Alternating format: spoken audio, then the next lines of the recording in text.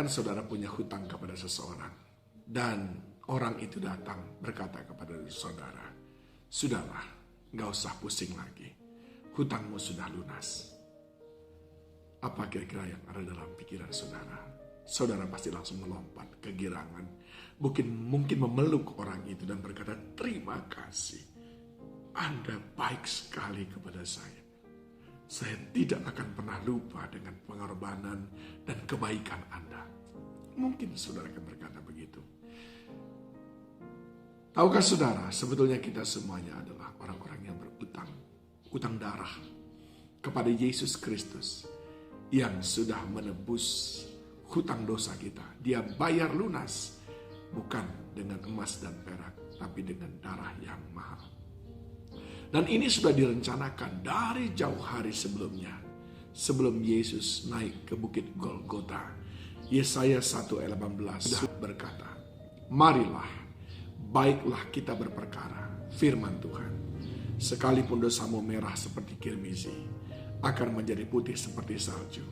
Sekalipun berwarna merah seperti kain kesumba, akan menjadi putih seperti bulu domba."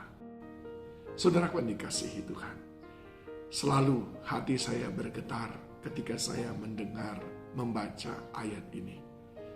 Mengapa saudaraku? Karena saya sadar dosa saya banyak sekali.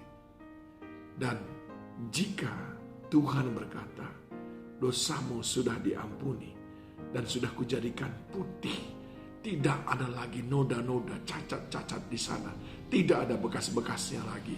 Saya membayangkan pengorbanan yang besar. Karena hanya dengan pengorbanan yang besar, dosa saya yang besar itu diampuni. Saya juga membayangkan kasih yang besar.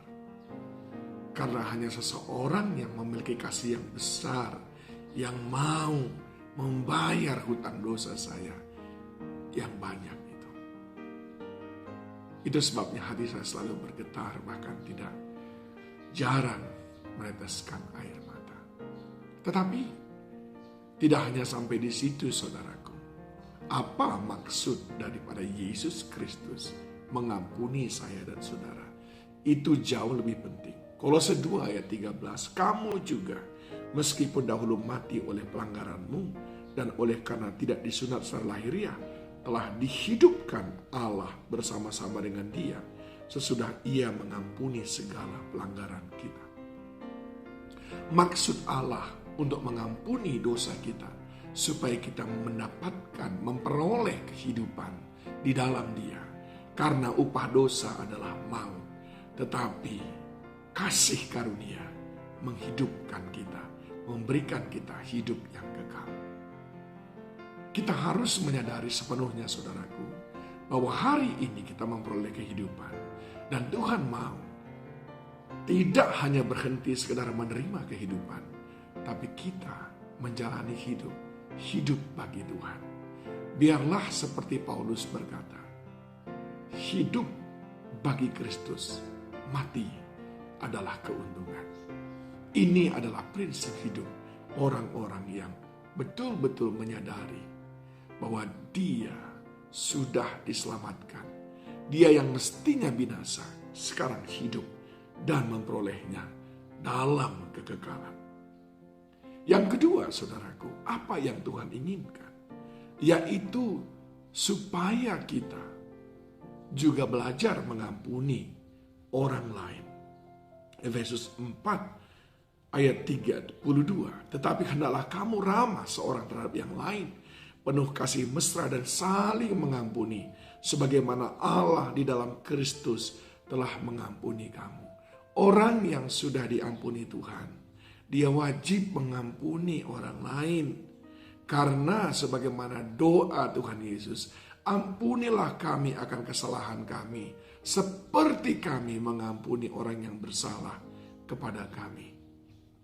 Ciri orang yang sudah menerima keselamatan dari Tuhan lewat pengampunan dosa, dia mudah mengampuni orang lain.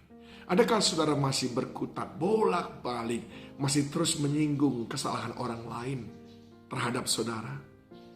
Bukankah Yesus sudah mengampuni saudara? di mana dosa saudara sedemikian besar. Lalu mengapa kita begitu susah mengampuni orang lain? Saudaraku, dosamu yang merah itu sudah Tuhan buat putih seperti kapas, supaya engkau melakukan hal yang sama untuk orang yang bersalah kepadamu. Mestinya tidak ada lagi di antara kita yang susah mengampuni orang lain.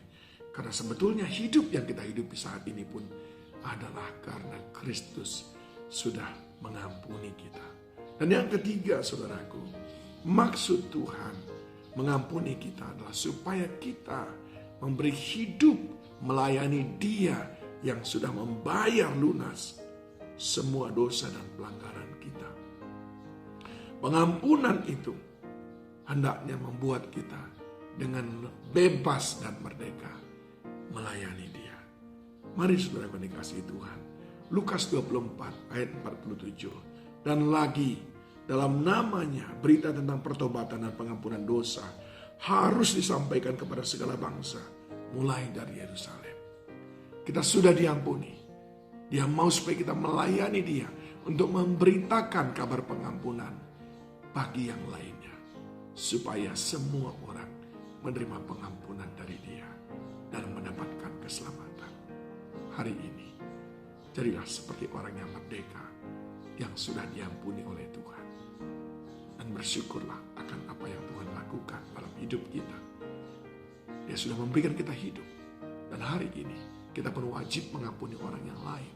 Serta kita wajib melayani Dia dengan memberitakan kabar pengampunan itu kepada orang lain. Tuhan Yesus memberkati saudara.